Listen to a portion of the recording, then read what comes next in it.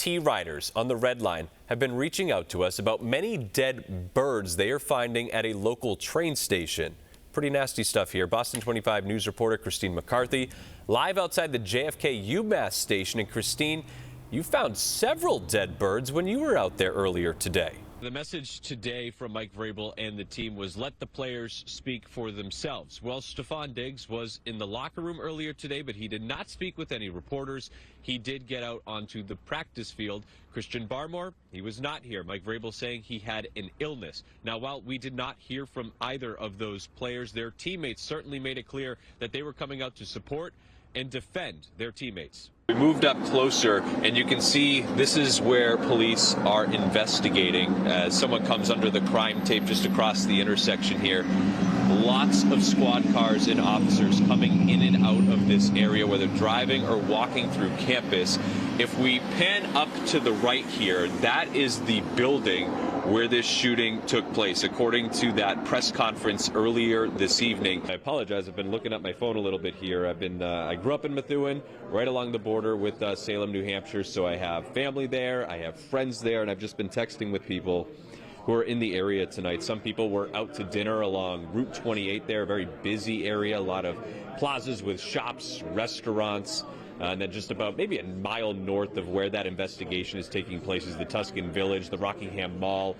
Really popular areas, especially as you get towards the holidays, a week out for Christmas. Lots of people shopping, going out to eat and to have a good Thursday night, maybe not knowing what's going on down the street. But drone pilot Sean is giving us a vantage point right over the scene by zooming in. And if you take a look right now, Daniel was just talking about the initial report saying that the cables snapped and then the crane fell. Well, if you take a look here, you can see that the cables don't look very tight at all. They're almost swaying in the gusty conditions out here. Happening tonight, police in two different cities say crowds of more than 100 people attacked their cruisers overnight. Boston and Randolph police are investigating these chaotic incidents. Boston 25 News reporter Lita Pappas is live in Boston. And Lita, the neighbors you spoke with couldn't believe what they saw. But first, tonight we take a live look at the city of Boston. I'm wondering if we went back in time because it felt like summer out there this weekend. Thanks so much for joining us, everyone. I'm Michael Raimondi.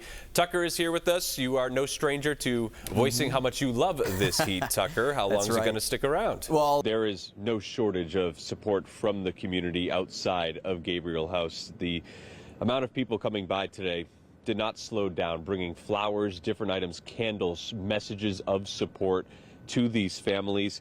And people we talk to here, they just want answers. They want to figure out what happened here, what caused it, and how officials plan to prevent another deadly fire like this one from happening again. I don't know. Flames erupt at an assisted living facility last Sunday night. First responders rushing in to Gabriel House in Fall River to try and rescue those who need help. I cannot believe this. You know, I just can't understand on how something like this could happen. Michael Michaud stopped by the building Sunday afternoon for the first time since the fire ignited last weekend. One of his friends survived. Hi, bud. But his friend Rui Albernaz died. I just kind of thought that it was the right thing to do, to come and see the actual disaster that happened. And, you know, pray for their families that they can find some kind of a answer on what happened here. So far, state fire marshals have not shared what sparked the flames. Massachusetts Governor Maura Healey saying last week, first responders saved many people that night. The work that the fire, police, and EMS did to get people out was truly amazing. The governor announcing a new safety initiative that starts on Monday. All 273 assisted living facilities in the Commonwealth are required to send letters to residents and families outlining safety protocols and evacuation plans. There's also a new safety assessment survey these facilities must complete, as well as specify their disaster and emergency plans. What I pledge is that we'll do whatever we can. Loved ones hope this new initiative will keep the vulnerable population safer when a fire ignites. There needs to be change. There needs to be more accountability, and there needs to be more stuff put on paper. We're continuing to ask officials if they've learned what caused the fire 1 week ago tonight. As soon as they give us that answer, we'll be sure to let you know. Reporting live in Fall River tonight, I'm Michael Raimondi for your local station, Boston 25.